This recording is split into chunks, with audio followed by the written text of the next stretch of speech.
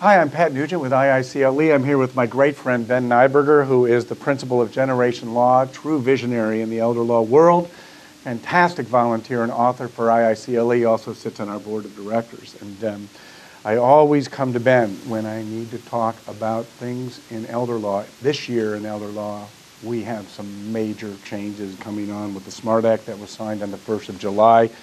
So Ben, talk to me a little bit about the Medicaid eligibility rules, how they are affecting the lawyers in the state of Illinois, how they are affecting the lawyers' clients in the state of Illinois.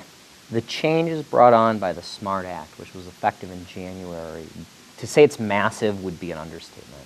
What the state of Illinois has done is they've taken the Medicaid rules, took away almost all the planning options that we have, and then applied the thumb screws. And so because there are less planning options, they're tightening up their eligibility. It's going to be more difficult for people to become eligible for Medicaid, especially the most vulnerable and the most unsophisticated.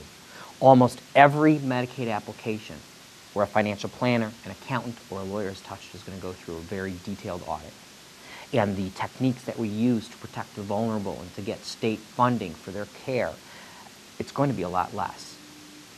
Yeah, and I've seen some of those benefits, like even the, I've seen what's going on with the prescription drug situation. I've seen what's going on with even diapers, Illinois has less money. Illinois had to turn off the spigot of public benefits. We don't agree with how they've done it. We don't agree with the way that they've done it, but here we are. And each lawyer has an obligation to help these clients and to know everything that needs to be done within what we can do with the hand we were dealt.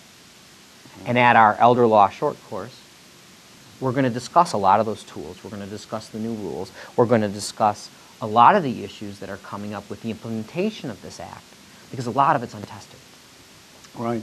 And what Ben is talking about is we have our 8th annual elder law short course on November 29th and 30th this year, and it really is one of the great elder law courses in the state of Illinois, in our opinion. It's one of the largest courses that IICLE does. We usually have between 150 and 200 of the best elder law attorneys there to network with. Not only that, we've got unbelievable faculty to delve into some of these problems, how they're going to affect you, how they're going to affect your client, because these changes are big. And driving your business forward in the future, you need a good toolbox to do that. This is a great resource for those tools. And this is also a resource for those attorneys who want to go into elder law. They want to be introduced to elder law. They want to know about it. They want to know what practice areas they'll get in trouble if they do it themselves or if they do it alone. And this is a fantastic toolbox, and the networking of other practitioners, because the elder law bar is very helpful. And very helpful to new people. So coming here in person, you'll be able to meet the people to help you with developing the practice, and you'll learn what to do. You do learn what to do, and I'll tell you, one of the things that I've really found so amazing about this is the law was coming into being. IICLE was trying to be right up front with what the laws were and the changes in the law, and we actually, I think, were the first people to actually produce anything about the SMART Act, just even prior to the law coming out in July or being signed. And what's great is I have talked at IICLE events, I've talked to people in pooled trusts that are dealing with what's going on with the pooled trust exemption. We've talked to people about what they're doing with real estate and getting houses in and out of trusts, and how do you guess that even? I mean, amazing. It's how the new laws undo a lot of planning. Under the new laws, they're going to discriminate against people holding their houses in a revocable trust.